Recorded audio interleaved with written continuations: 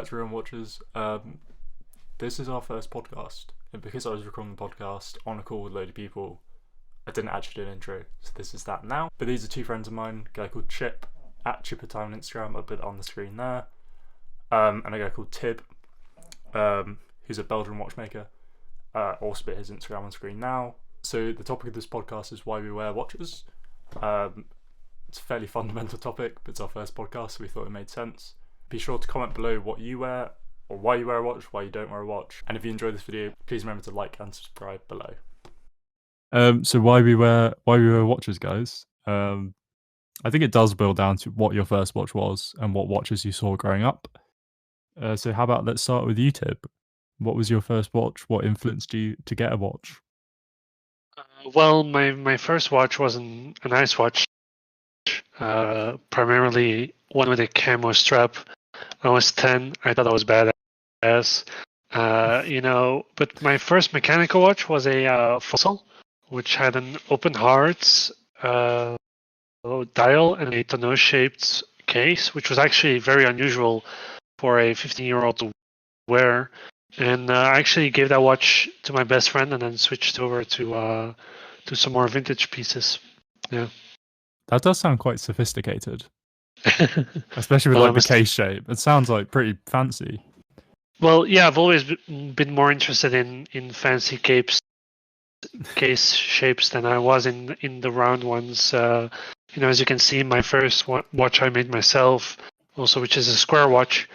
I've always been interested in more unusual shapes. Kind of more experimental and more, less mainstream case shapes. That's pretty cool. So yeah, Chip, what about you? What was your first watch? I'm laughing because I already know it. Yeah, so my first watch was a massive 47, not 45, 47 millimeter Invicta I4. Jeez.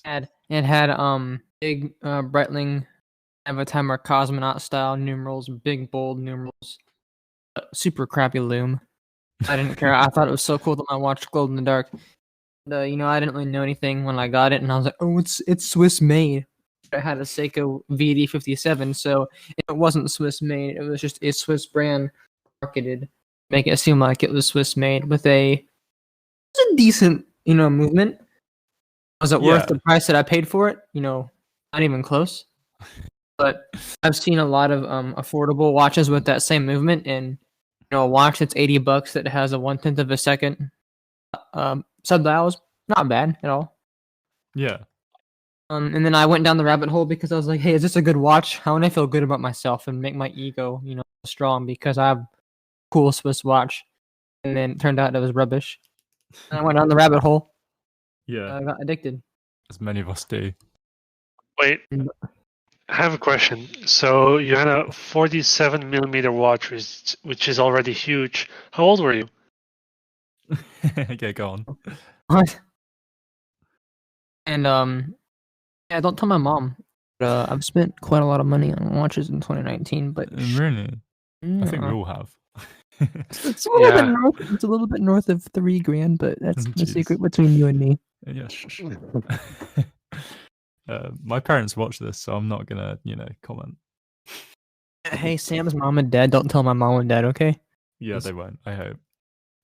I'm sure my mum would make friends with your mum, though. Yeah, they both seem like they're that would be quite funny. Social butterflies, and they just can talk their heads off till they die. I'm sure they would. So my first watch was the first watch I remember having was I was bought it at the airport before a holiday, and it was it was black. It was rubber coated. I guess it was a dive watch style, but it was rubber coated plastic. So it all peeled off in the heat and was gross, and just didn't really last through the holiday, which was a shame because I liked it.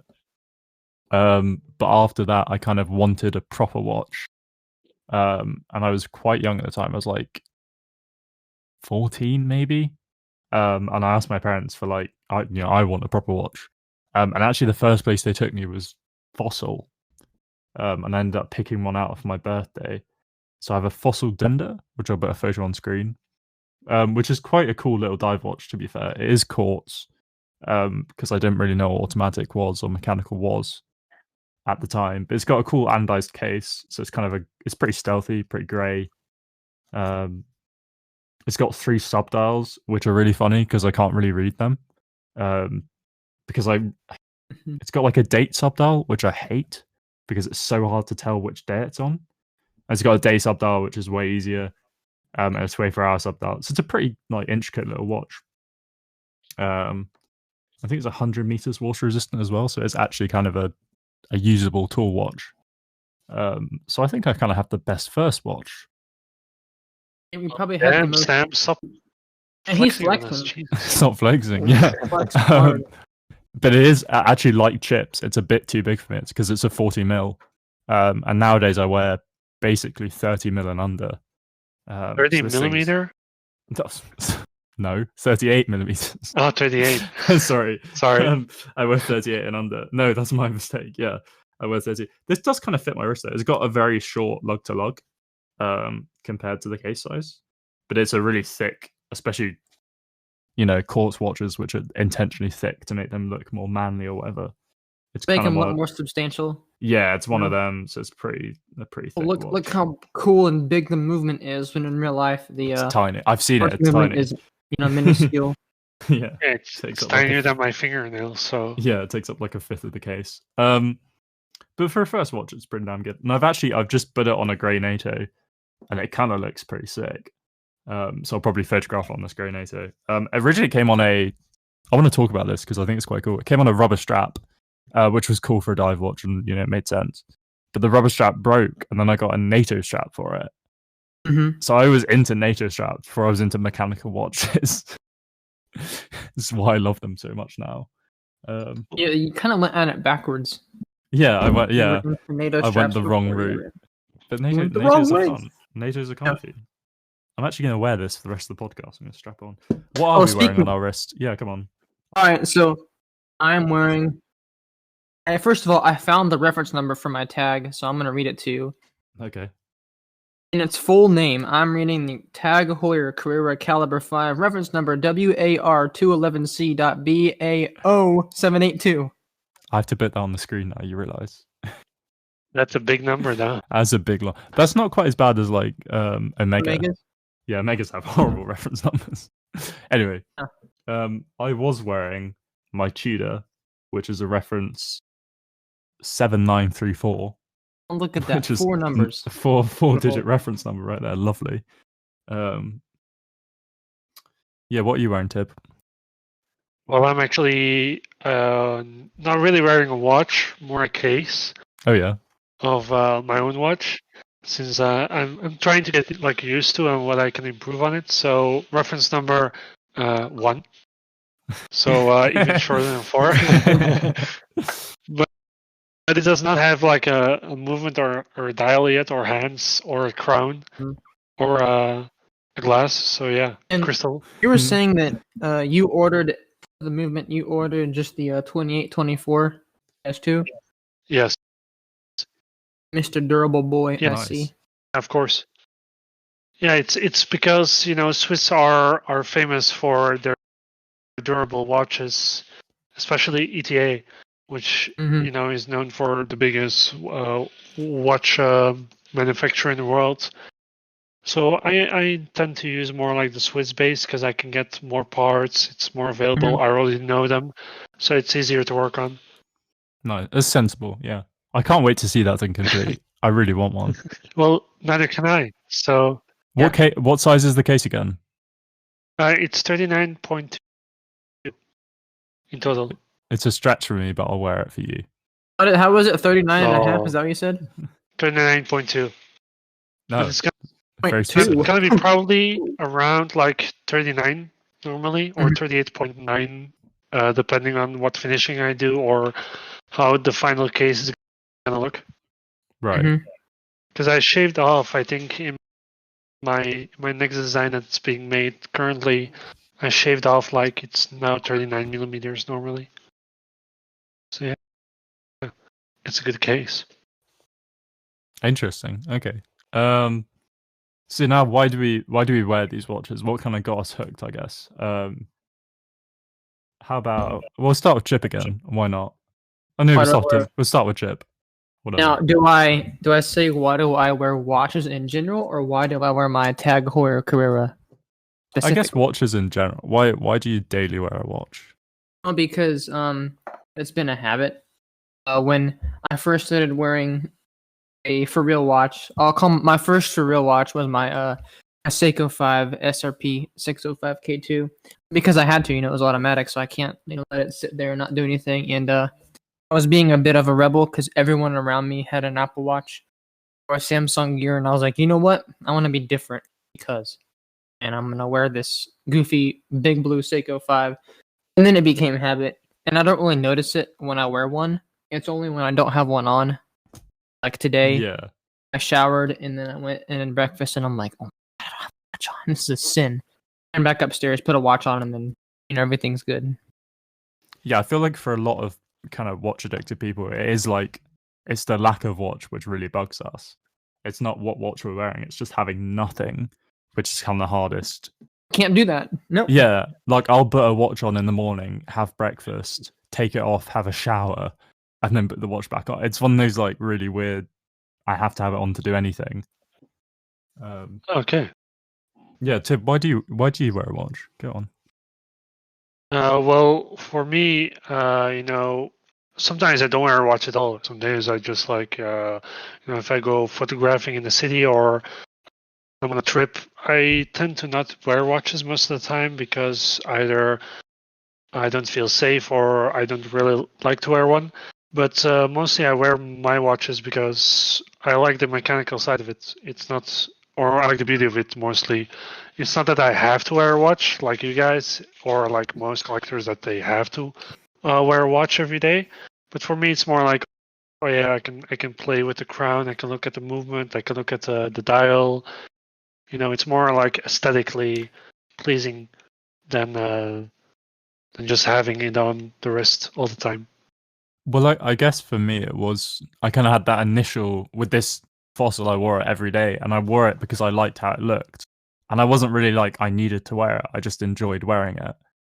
And then it was nearly when I got bored, and then I kind of got bored of it, but then also realized that I couldn't not wear it, and that's really when the bug had got me because I couldn't not do it, but I also wasn't actively thinking. It was just a habit at that point, as Chip said. Okay.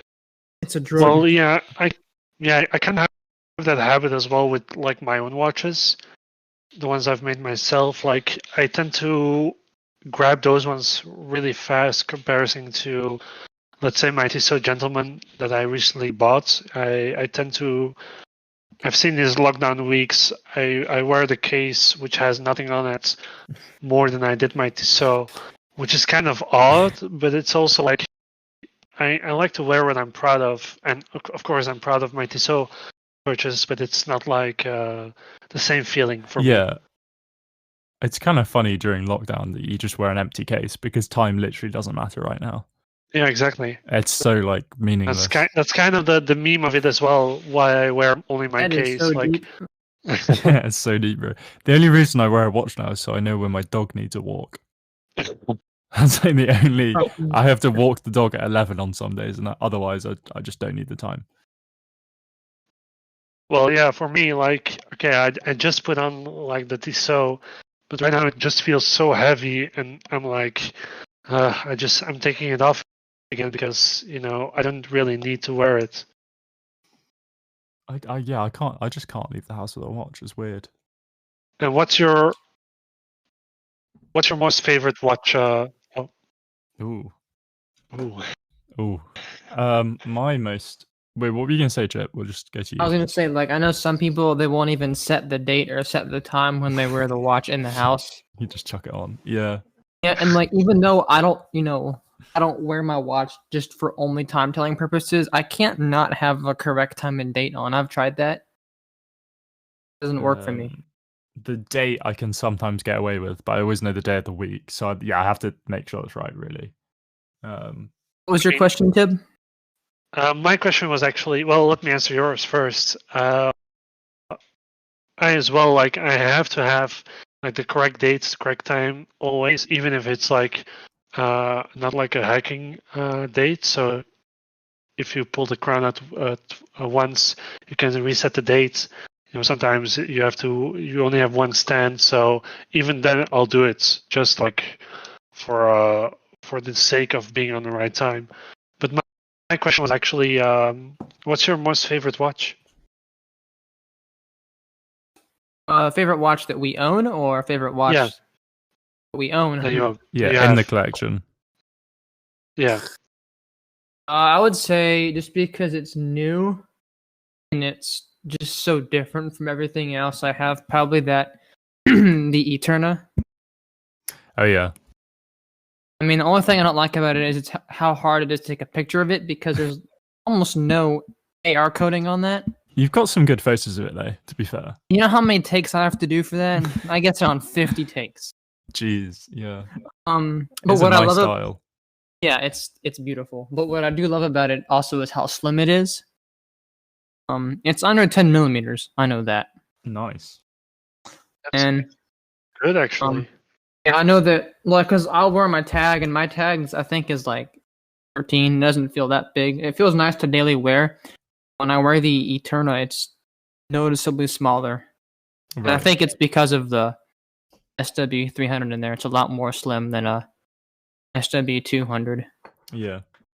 Well, your Eternal looks perfect for like an occasion where you have to wear a suit or something, which allows it to slip comfortably under your. Yeah. Yeah, Chip, your turn is really nice. I don't know what my favorite watch is. It's either my Tudor Oyster or my SKX 013. I was gonna guess your Chronostop. Your most favorite piece? It's not as daily wearable. I love the Chronostop, but it's not as, rugged as the other two, because it's not got a screw down crown, and it's not. I don't know. I love the Chronostop. Say your Tudor. Oh, I do like how clean my Tudor's dial is. That's like one thing where it's like. But then again, having the date on my wrist is really useful. So having the SKX with the date is great. I just don't know where my Omega is. I'm just looking for it. I don't You lost your Omega. Oh my God. No, it's right here. No. All my watches were on my desk except this one. It's kind of funny. My Chronostop's probably my favorite watch to play with because it's got a monopusher. And, a nice reset button that's really satisfying. But to daily wear and forget about, it's probably my SKX. Really? Yeah, because I feel like with the SKX, it's made to be aware and forget kind of thing. Yeah, pretty tough, pretty durable. And I have my bezels modified, so it is really to my taste, and it's kind of my own watch. And I've had it longer. Actually, what have I had longer? I just don't know which one I've had longer. I think I had the Tudor longer than the SKX. That might be wrong. It's funny how it all blurs. But it's certainly done more with me. I like it. You were so surprised when I said that, Tib. Yeah. I guess I show. Oh, yeah, I probably talk about my Tudor and my Omega more. Yeah, exactly. But because everyone knows what the SKX is. It's like it's just a really solid watch. Well, yeah, true. I would have picked your Tudor because one, you talk about it way more than your SKX, but also, in my opinion, it's a better watch to like wear all the time, every time. Like, okay, I'm going to dinner with my girlfriend's family, or I have a graduation, or I'm going out for a pint with the mates. It's the Tudor is always a good choice. Whereas in the SKX is like, okay, I can do whatever I want with it. I can go to work. I can have a pint with the mates, stuff like that. But you can't like wear it to your graduation. I think, unless you're like a badass who just wears Psycho. But yeah. To be fair, a lot of my life is climbing and hiking and doing that sort of thing. So really, it is the most practical watch for me to wear every day. You should buy an Explorer, dude. I really want an Explorer so much. That's up there. 36mm Explorer would be lovely. But also where I go to university in Birmingham, England, and it's not the safest city. So I don't like having necessarily an expensive looking watch on. And my Seiko is probably pretty expensive looking because it's got a silver bezel now and it's a bit shinier than it was. But it's still, it would be less of a less of a loss. Than like, because the Tudor was an 18th birthday present to myself, so that was a really Treat important. yourself. Heck yeah. Hell yeah. Heck yeah. Well, I mean, I think most of it was paid for because my granny gave me a load of birthday money. That's why I helped pay for it. So really, That's like half of it was my grandma, and the other half was Treat savings. yourself, dude. Treat Yeah, yourself. it was a good purchase, to be fair. Yeah, I think the SKX is my favorite. Thanks. I hate my SKX until I get my movement fixed in a few days. But until then, yeah, I hated how fast that thing was running. Yours is like abused and messed up and like a I mean, problem child. Yours has seen some stuff, Chip. I mean, you know, I did take it to the shooting range a lot. It's probably been shaken up quite a bit. Yeah, probably vibrations. Oh, yeah, that explains everything. So you know. And get magnetized because of all the metal. But you know what? That 7S26 was pretty bad anyway to begin with, so See, mine runs fine. That's the thing. I guess I shouldn't really complain. My rotor on that is so loud. Mine's Unbelievable. quiet. No, mine was not bad. I don't know if my rotor was like loose or something, but it was pretty noisy. Fair. Yeah, I've never really been a fan of the SKX. I've had a few, mostly the new Psycho 5 Sports, the green one. They're not proper though. What? They're not proper SKXs though. They're not proper. They don't have screw really down matter, crowns. dude. They don't have screw down crowns. They're not dive watchers. I don't buy it. Oh yeah, like everybody not the goes same. diving. Woohoo. I do. I bought my SKX because I got proper dive qualified. I have PADI open water dive qualification, and I was like, I'm going to buy an SKX to award 100 myself. meters watertight, so you know. Well, these are 200 meters, which These is are better. 200 meters. Oh. Yeah, more is better. Well, then More get a is always Rolex, and it's more. So you know, get an Omega, and it's What's a 3K, sub? I think. 300. Yeah. A sub, yeah. But I think, to be fair, for the amount of money a SKX 013 was, 200 meters water resistant is good. It's pretty chill. Yeah, so I also wear a watch because there's times where I really can't use my phone. So at university, the one sport I do is I'm in mountaineering club, and you can't really climb with the phone in your pocket. It's not really advisable. And sometimes when the phone is in your pocket, you can't get it out because your harness is too tight. So if you want to know the time when you're, halfway up a climbing wall, the best way to do it is to either have your watch on your wrist, or actually sometimes I'll put it on the back of my harness or something, just with a NATO strap and just strap it on, which is quite useful. And then, as I said, if I'm up a mountain, I feel like a lot of people who don't hike don't know this. If your phone gets really cold, the battery will just die. Oh, really? It will just drop to like an unusable number and then just die. Mine does it quite a lot. And I've got an iPhone 7, so it's not even that old. But if I'm wearing a watch on my wrist, it's pretty old. Yeah, but it still runs fine. I've seen newer phones do it as well. So if I'm just and the other thing is, you don't have to get your phone out your pocket in freezing weather to check it, or in rain to check it. So it's much better to just glance at your wrist, check if you're on time, check if you're going to get stuck on a mountain. So it's really actually quite practical for me. To be fair, you can, especially in England where the weather changes like that, and you can get caught in a storm or something. Oh, that's pretty chill, actually. No. We had to come off I went up. It's not really a mountain. It's called Kinderscout here. It's like a big ridge. Think of it. And we got up to the top, and we're going along the ridge, and the wind was insane. And we all just went, okay, we're not going to get back to the bus in time. We should just bail. And so we had to come all the way back down, which was really bad. But I got to the top. My phone literally died. I just had my watch. Luckily, I was with lots of other people, but we had to kind of make that call based on the time and based on how much progress we were making to just get back down and get safe. That's actually pretty crazy, to be honest.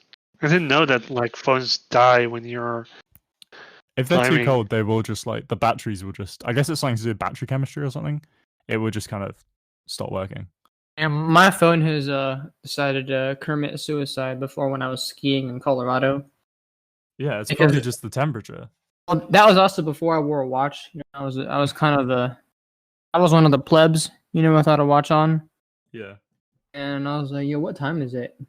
Oh, it's like 3:45, and it was like negative. It was a wind chill of negative 15 degrees Fahrenheit up on the mountain. Jeez. Yeah. Okay. And so I took it out again at the bottom, and my phone had like the little warning triangle on it. It didn't work for a couple hours. Yeah. It does happen. It does. So that's a very practical reason why I wear a watch. Tib, what's another reason you wear one every day? Well, that really depends. Either it's just to flex on people. No, we should talk about this. Watches are an important status symbol for a lot of people. Well, yeah, yeah. exactly. Especially the way that I like dress, or it has two reasons. Either it's in my personal or in my professional line. Professionally, I'm a watchmaker, and as a job, I'm a salesperson. So, according to what I feel like on the day, I wear a watch that we sell. So that way I can connect what I wear to the client, which is awesome. My Tissot, my Seiko, or even my Swatch, if I'm feeling especially rambunctious that day. Or otherwise, I'll put a picture of your Swatch on the screen because it's quite cool.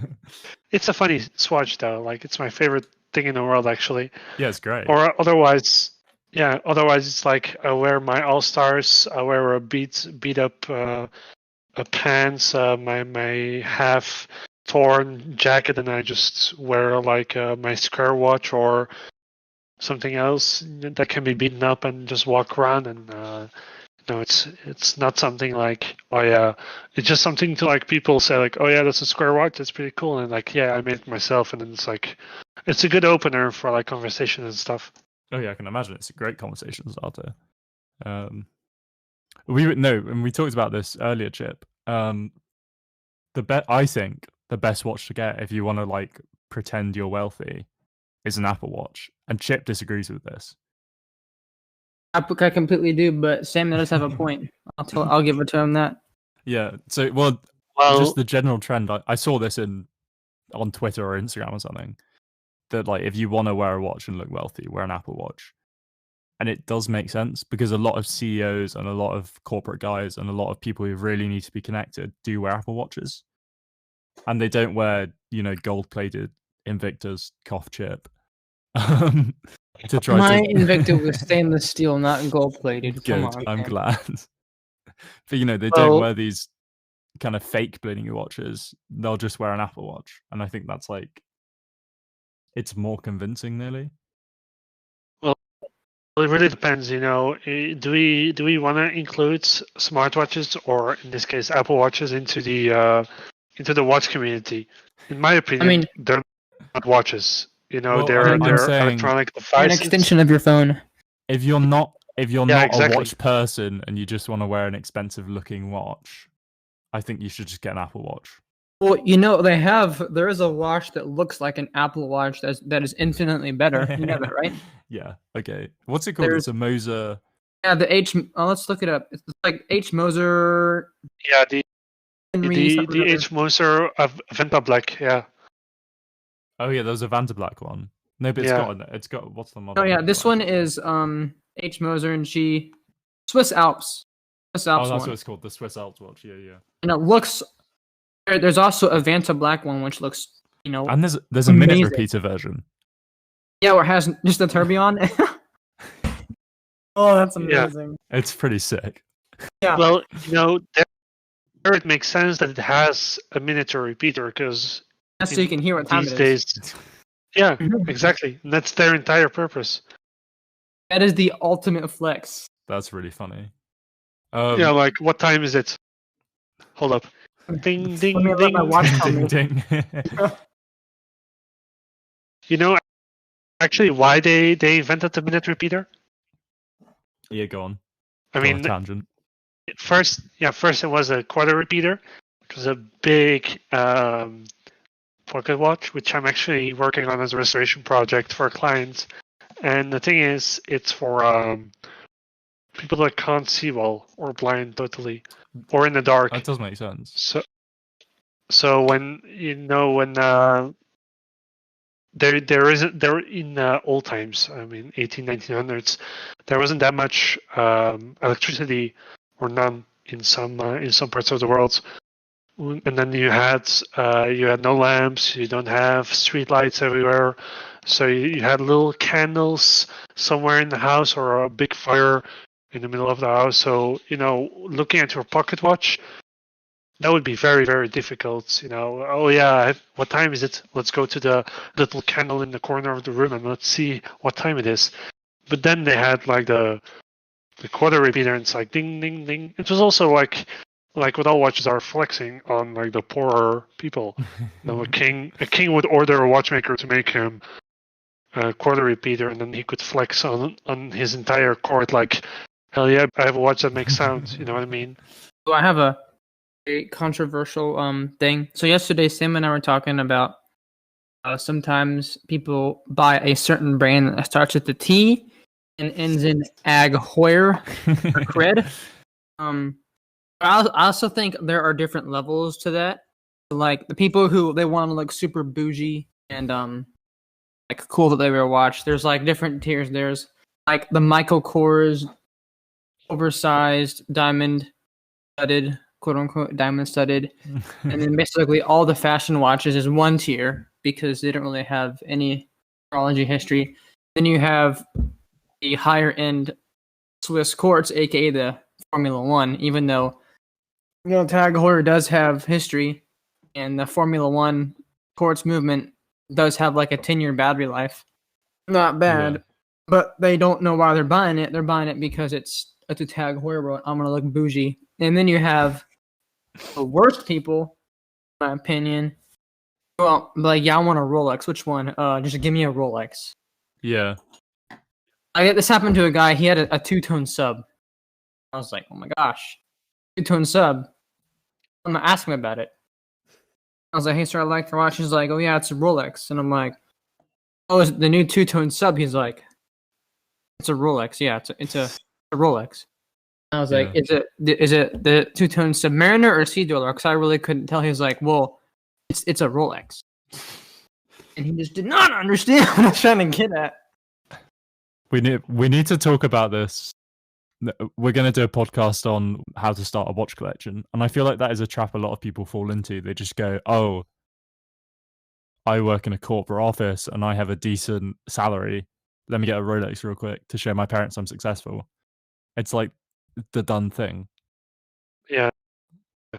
Well, if I can say something controversial to you, Chip, for me there's two brands, which is, I mean, if we're talking about Tag Heuer, there's two brands, which is Tag Heuer, the one you're wearing, and Heuer, the old vintage one.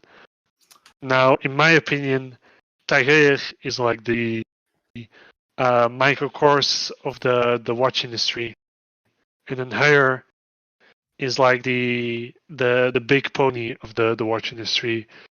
Because for me, like Tag Heuer, they lost a lot of their value and their history by just dumb marketing and dumb watches, in my opinion. Don't get me wrong, yours is pretty badass. It's a nice watch. I would wear it. But in comparison to Heuer, I would rather go for a Heuer any day of the week than a Tag Heuer. All right, Sam, how do you mute somebody? I can do that for you. Hang on. But I get what you're saying. I get what you're saying because, a lot of people share your opinion of they're tired of seeing Tag Heuer being branded in every single airport. But anyway, what I was saying was I feel like, I get the opinion of you see Tag being posted everywhere on all the airports and everything, and you're kind of sick of seeing their names. Yeah, they have mass marketed to a real extreme that's, I think, hurt their reputation in the watch industry or for watch enthusiasts. Yeah, don't forget like the what was his name again? Monopoly something collab. Oh no. I mean, didn't Jean-Claude Beaver take over Tag and kind of make it successful again? Well, define successful. If you're What? Market is white boys wearing colorful shorts and their dads are lawyers and we punch them. Absolutely is It's their like- market. Yeah, exactly. So for me, that's not watch people. That's the same people who buy a Rolex, like Chip said, just wanna like, oh yeah, I have a Rolex. You know what I mean? Those are the same people who will say, he did make it. I have a Tag Heuer. He made it mass market successful. I've heard guys say Tag Heuer is better than Rolex. No, it. Yeah, no, because their marketing has been that That's effective. a big.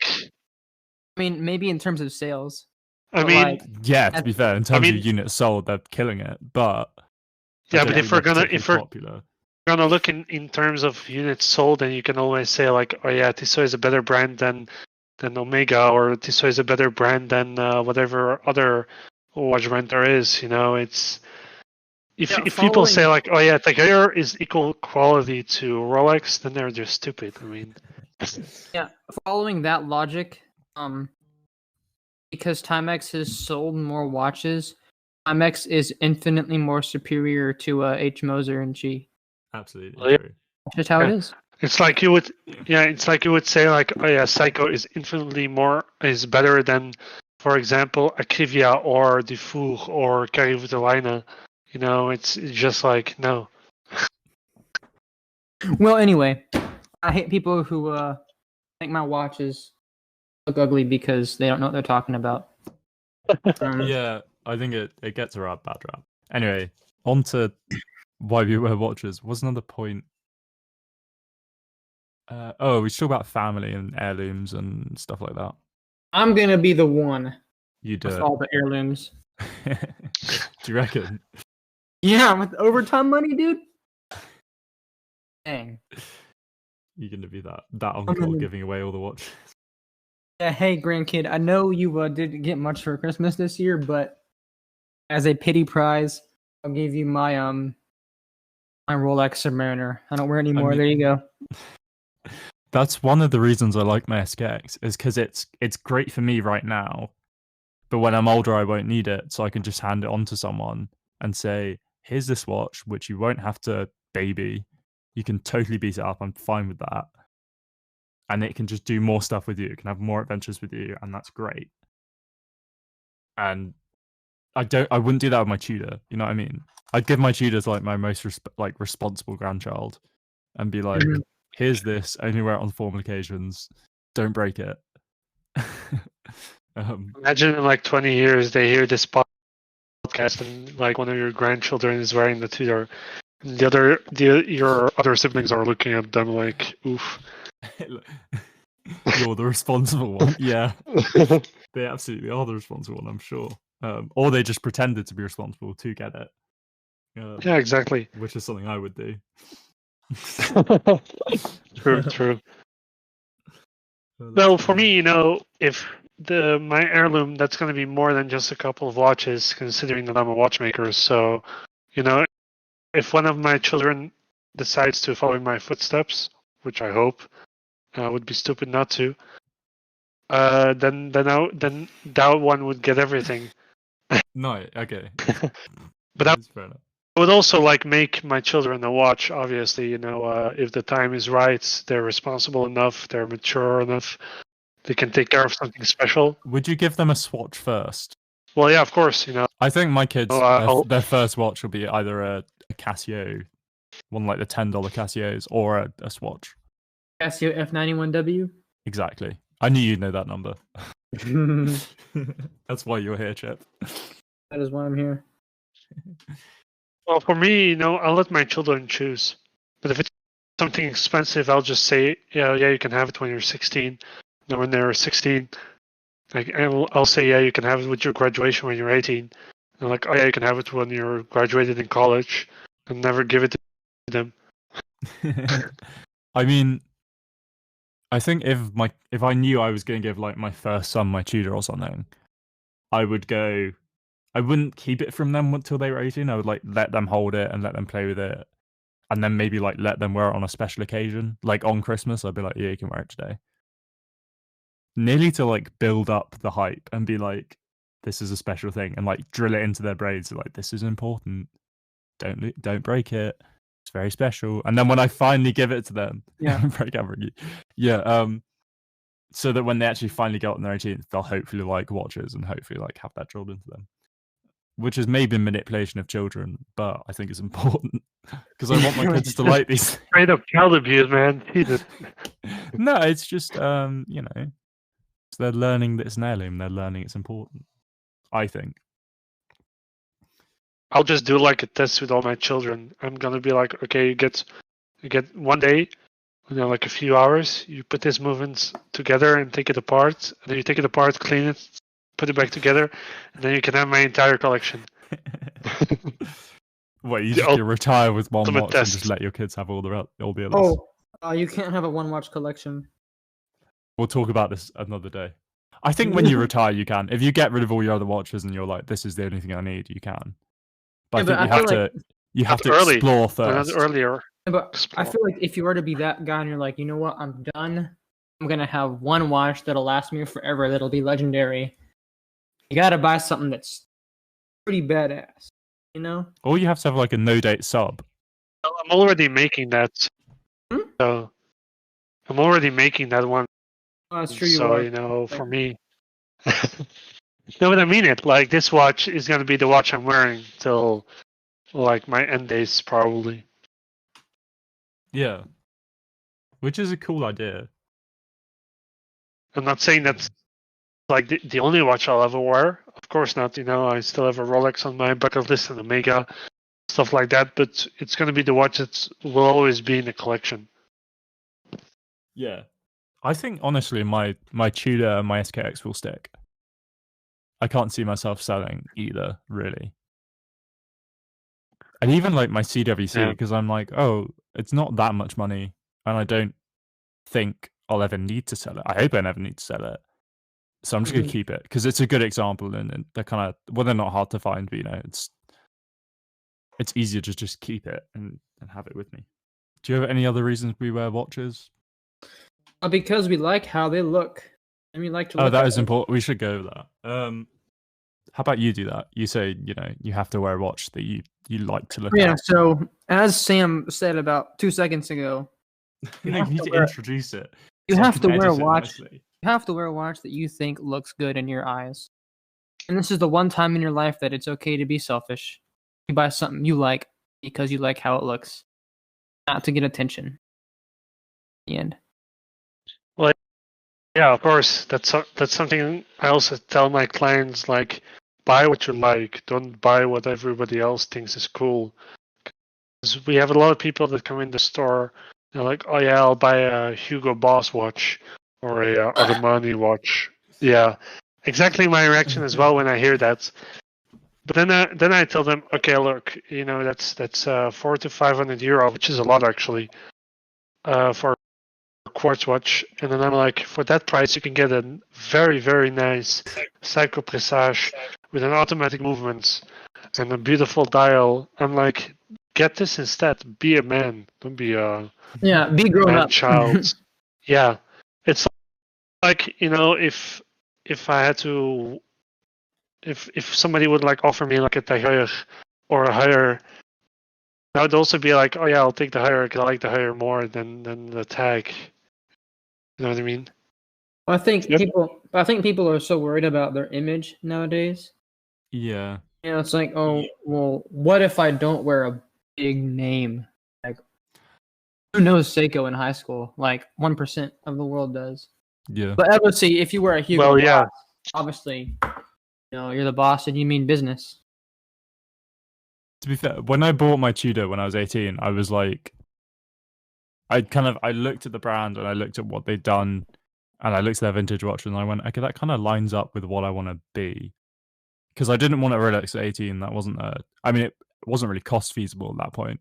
But a Tudor just about was. And I was quite clever about how I got mine.